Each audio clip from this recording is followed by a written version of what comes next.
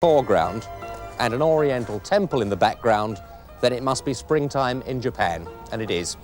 It must also be the beginning of a new series of database, and it's that too. Welcome.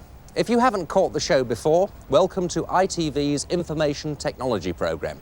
Required viewing, if you like, if you happen to own a home micro or are just generally interested in the future of computers and computing.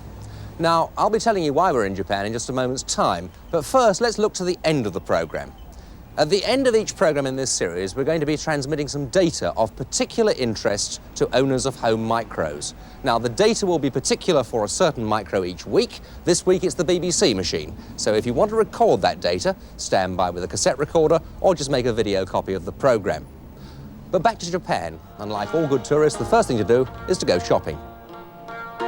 I don't know whether they have any Sunday trading laws in Japan, but if they do, they hardly seem to enforce them, because this is a typical Sunday afternoon in Tokyo, and as you can see, everything is going full blast.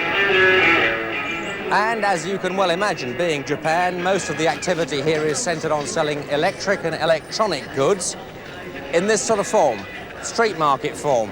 In fact, this is the equivalent of those shops and stores we used to have in Britain back in the 50s and 60s, the sort of place where you might buy old radio valves or defunct radio chassis. Well, you can still buy all those things, as well as the latest state-of-the-art televisions and cassette recorders, but you can buy some other rather important things as well. You see, what's unusual about this particular arcade, street market, call it what you will, is that apart from being an Aladdin's cave for the amateur radio enthusiast, it's a treasure trove for the chap who wants to build his own computer, because here you can buy absolutely everything, from a chip to a motherboard. Let me put it to the test. Do you have the Z80A Central Processing Unit chip? That one there. Yeah, just the one. How much is that? 680 yen. There's 1,000, thank you very much. Now, there are about 300 odd yen to the pound. So for £2, I have bought the Central Processing chip off the shelf for the Sinclair computer. It is actually made by the Japanese Sharp Corporation. Now, it's going to go into its little plastic packet and the sale will be concluded in just a second.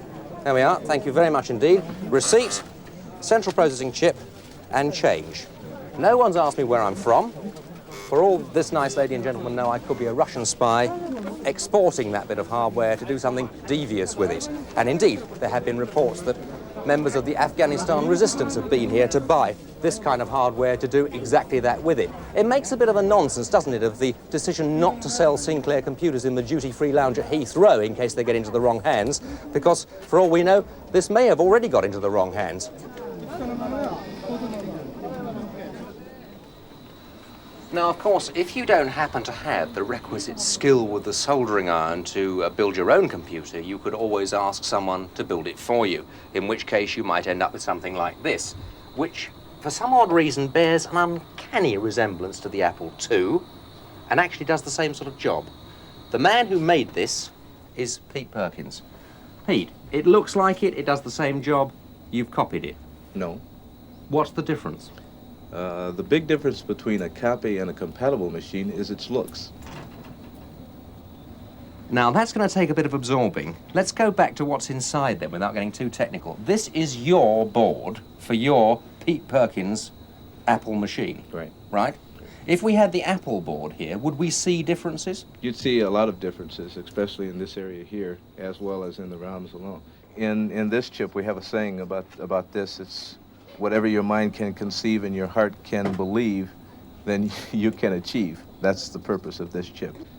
With this extra slot here, an individual can take this board and do practically anything he wants with it. Send telexes, run monitors, network, anything. You can't do that with a regular board.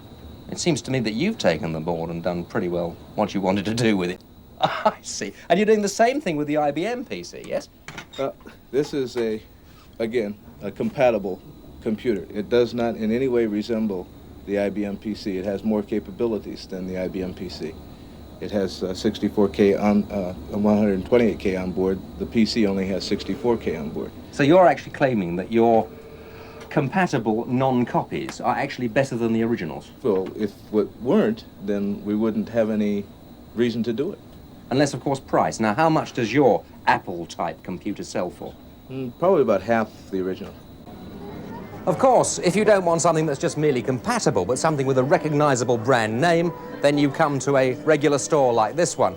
Very typical of a Japanese computer store. It's on 6 floors. The top floor is actually a small computer school, so you can not only buy the piece of equipment, but they'll teach you how to use it. British high street retailers, please take note.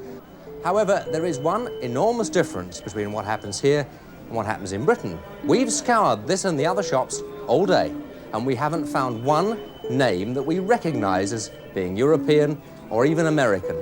All this machinery here is Japanese, including the very latest generation of MSX home computers, which we'll be telling you about next week.